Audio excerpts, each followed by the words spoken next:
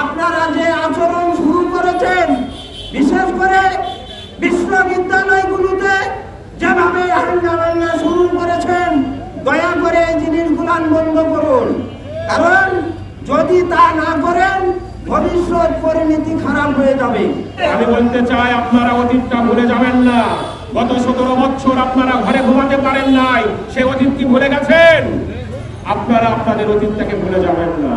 আমি বলতে চাই, 24-এর আন্দোলনের সময় যেমন হাতে হাত রেখে এই স্বৈরাচার পতনের জন্য রাজপথে সবাই একসাথে লড়াই করেছি, তবে কেন এখন নিজেরা আবার সেই স্বৈরাচারের পথে হাঁটছেন?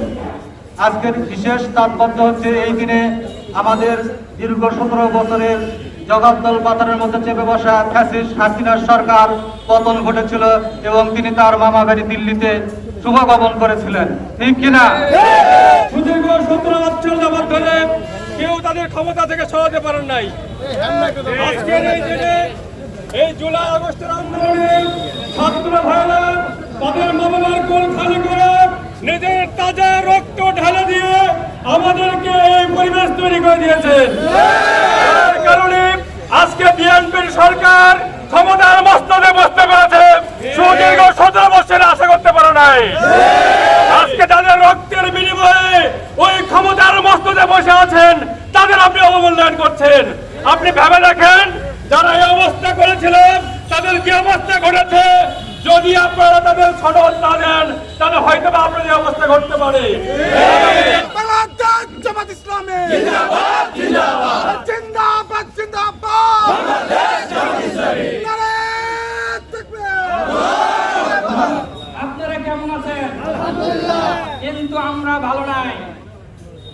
এদেশের শহীদদের উপরে, এদেশের জুলাই আহতদের রক্তের উপরে দাঁড়িয়ে, এদেশের শহীদদের জুলাই শহীদদের রক্তের উপরে দাঁড়িয়ে আজকের যে সরকার দাঁড়িয়ে আছে, সেই সরকারকে বলতে চাই, সেই রক্তের দাগ যদি রক্তের দাগ শুকানোর আগে যদি তাদের বিচার না হয় এবং তাদের দাবি যদি বাস্তবায়ন না হয়, আমরা আবার রাজপথ বেছে নিব।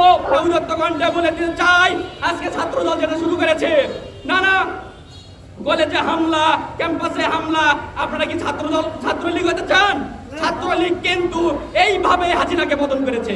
আপনারা যদি এই পন্থায় যান, আমি বলতে চাই, আপনারাও আপনাদের সরকার, বিএনপি সরকারকে আপনারা পতন করে নিয়ে যাবেন। বলে দিতে চাই, আপনারা সাবধান হয়। সরকার থেকে শুরু করে এই পর্যন্ত বিভিন্ন জায়গাতে যারা জুলাই যোদ্ধা ছিল তাদেরকে মূল্যায়ন করা হয়নি এবং তাদেরকে বিভিন্নভাবে লাঞ্ছিত, অপমানিত করা হচ্ছে। এমনকি প্রকাশ্য দিবালোকে তাদেরকে হত্যার হুমকি এবং মারধর করা হচ্ছে। কিন্তু আমরা জুলাইয়ের যে আকাঙ্ক্ষা, যে কুরবানি,